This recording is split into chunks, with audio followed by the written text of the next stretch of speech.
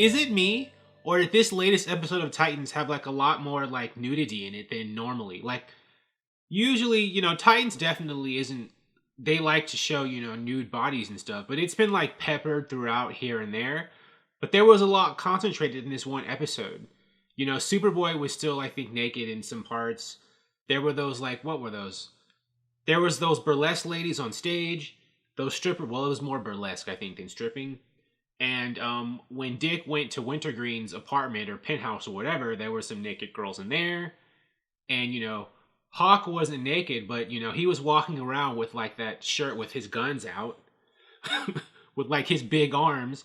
And I think there might have been another, like, naked or half-naked part of this episode, too, that I'm not thinking about or remembering. But, I'm not complaining, but I did notice. Titan seems to be ramping up the sexiness. But getting to more of the storyline content of this episode, it's odd that, the manifestation of Dick's guilt would be an image of a snarky Bruce Wayne. That's their way, I think, of keeping Bruce Wayne on the show or finding something else to do with him, the writers. But it is weird how whenever, Dick feels inadequate or like he messed up, or at least, in this episode, him feeling inadequate or messed up, they show it by having, this evil hallucination of Bruce Wayne, menacing him or like, saying things to get under his skin. Interesting. And I did catch when Ian Glenn, who's playing Bruce Wayne, when he was doing that in the strip club or the burlesque theater, when he was dancing with those ladies up there, he did like that eye thing, which I think is something that Adam West Batman did in the 60s Batman series. And the dancing was really awkward. I don't think Ian Glenn's much of a dancer. I'm not much of a judge of someone's dancing ability myself. But he did look very strange up there. And the actor, he's a good actor, but his American accent's kind of off. Ian Glenn, I think, is British or Scottish or something. So when he has to speak American or when he has to do it in this episode of Titans, it does sound kind of wonky. I mean, he's not doing a bad job or anything. I'm just noticing that, when he tries to talk like us American folk, he sounds strange.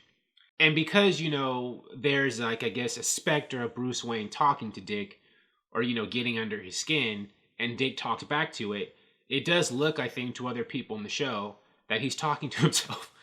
And I do think it's interesting, this crazy Dick they're going with, crazy, Nightwing, crazy Robin. I don't think that they're going to make him full on crazy on the show, but it does make him look kind of loopy on the show if he's talking to someone who's not there.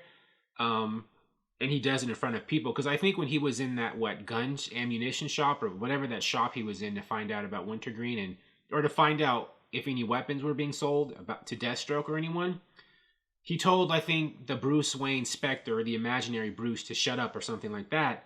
And I think there was somebody else there who heard him and, saw him talking to somebody or telling someone to be quiet who wasn't actually there.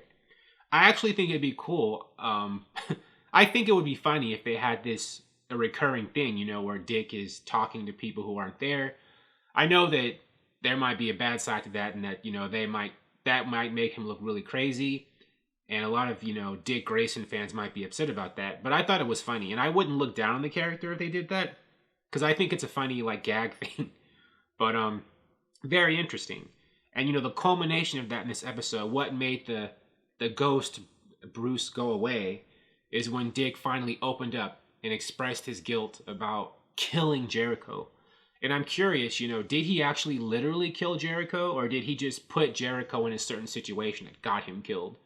In like an indirect way with, because of his plot or his quest for revenge for what happened to Aqualad, in the past. Because, Rose, she blames Deathstroke. She said earlier this season, Deathstroke for killing her brother, but I'm not sure if she meant literally or figuratively. But I guess, whatever happened to Jericho is because of the Titans. And she didn't know that before, but she knows it now when she found Jericho's stuff, his records, in Jason's room. It's going to come to a head either in next week's episode or the week after. The episode after this week. And I'm very interesting.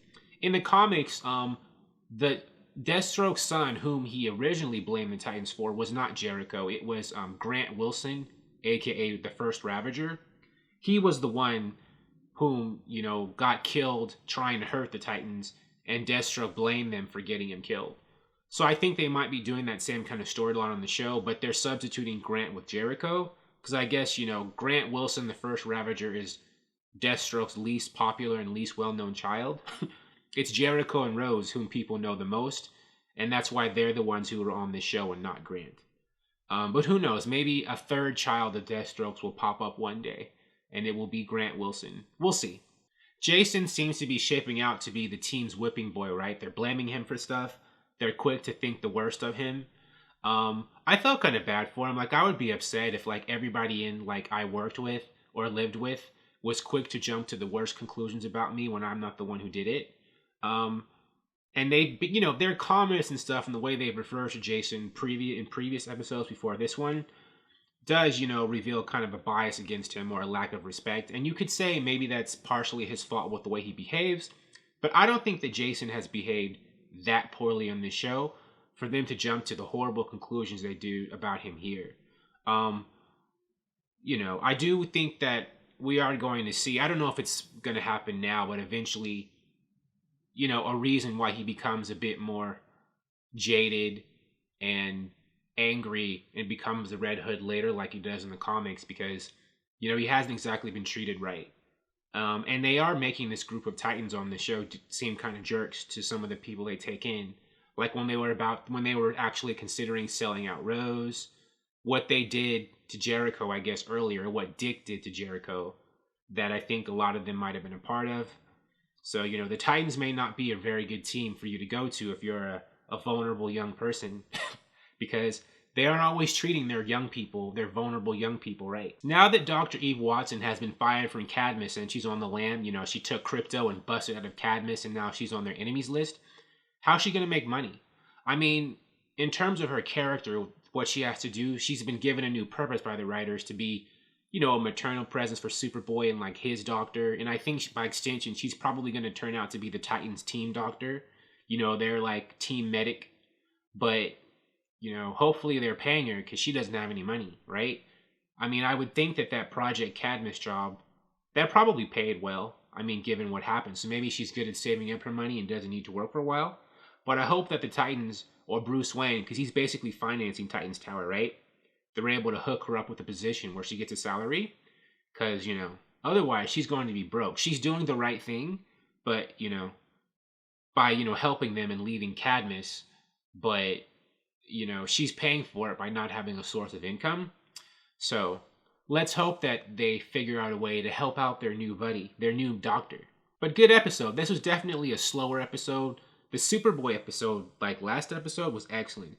This one, I've seen people saying this one's not as good, but I think it's fine. It's just a different type of episode. They can't have every episode be like, you know, this pulse-pounding action fest. There's got to be, you know, character-building, dramatic episodes in between. And I like this episode for what it is. I like seeing the Titans interact with each other, you know, dealing with the consequences of what happened before. It can't be a non-stop action fest.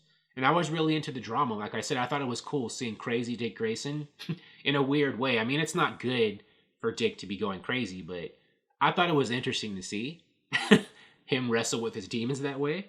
And I like the other stuff. You know, even though the Titans are these Titans are kind of jerks, but I do still like seeing them on screen do stuff. And, you know, I felt sympathy for Jason. So, you know, there were things in this episode that I really liked. And good stuff. Thank you for watching. If you like this video, please like it on YouTube and subscribe to the channel because I appreciate your viewership, and I'll talk to you soon. Bye.